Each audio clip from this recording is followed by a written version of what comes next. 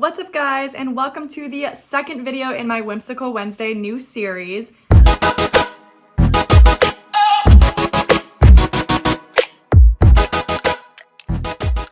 If you didn't watch my first video, this new series is for personal growth videos and just kind of experiences, stories, and stuff that I'm learning, I guess. I probably explained it better in the first video, so if you haven't checked that one out yet, I highly suggest you do.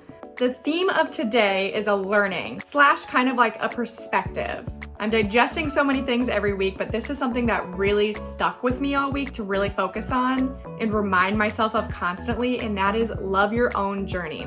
I actually heard the phrase first on one of my weekly Arbonne calls. So it was during one of our team meetings when someone was telling their own story about their journey specifically with Arbonne, and it's really stuck with me for honestly every journey that we have, whether that be career, love, personal, literally everything. And to me, it's such a strong statement to love your own journey, because I had to step back and think for a second about how often I'm comparing my journey to other people. Why isn't my Arbonne taking off as fast as other people? Why isn't my YouTube taking off as fast as other people? Why am I not making as much money as other people my age? Why am I not as fit as other people?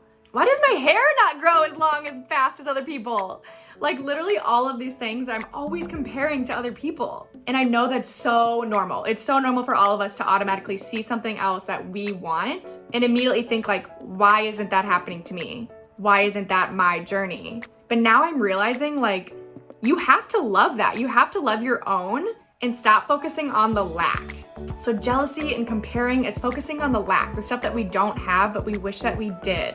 And when you're focusing on that lack, all you're doing is creating more lack, right? Because your thoughts are creating your reality. And if your thoughts are focused on what you don't have, you're not gonna get it. So now my new practice is to actually try to be happy for them rather than jealous of them, and choose to be inspired by their stories. Also choose to look at it as proof that it can happen to me. So let's start with the be happy part. We all say we're so happy for you when someone else gets something great that happened in their life. And it's truly easy to be happy for them when it's not something you want. So for instance, right now, I'm so happy for Kyle's sister because she's pregnant and I can't wait for her to have her baby. She's gonna be such a great mom. But I think it'd be a lot harder for me to be happy for her if I were trying to have a kid myself and I couldn't have a kid. But because I'm not trying to have a kid right now, I'm so freaking happy for her. Does that make sense? So then when it is something that you do want, so for me, I want tons of YouTube subscribers. I want my Arbonne business to blow up. I want my hair to go down to my freaking hips.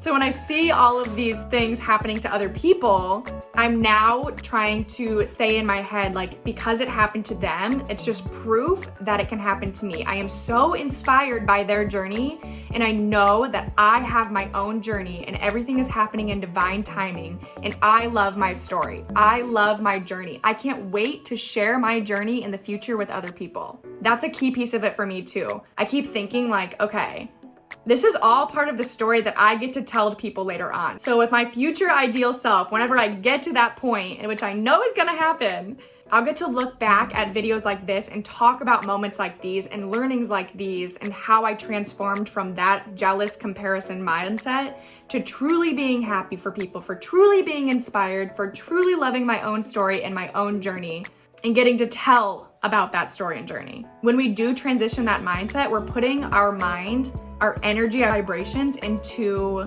an abundant setting rather than that lack setting we were talking about earlier. So rather than focusing on what we don't have and not getting anything else because of that lack, we're now in this abundant mindset. We're inspired, we're happy, we're ready. We're imagining what it feels like to get to that point, and it's triggering abundance in our life rather than that lack. So I encourage you all, next time you're jealous of someone or you're judging them, usually judgment is coming from a place of comparison, a place of jealousy. So when you find yourself doing that, take a step back, recognize where it's coming from. It's usually because you want that. It's usually from a place of lack in your own life. So recognize that and try to change that story And I know it's difficult at first, but the more you do it, the more it becomes habit, and the more you choose to just automatically have that happen in your mindset. And that transformation will be so worth it in the long run. Okay, that is all for episode number 2 of Whimsical Wednesday. I hope you guys got a little bit of something out of this. Let me know in the comments if you have any questions, if you have any video ideas, if you liked this video. And don't forget to like this video and subscribe to my channel if you haven't already. And I will see you next video. Love you, bye!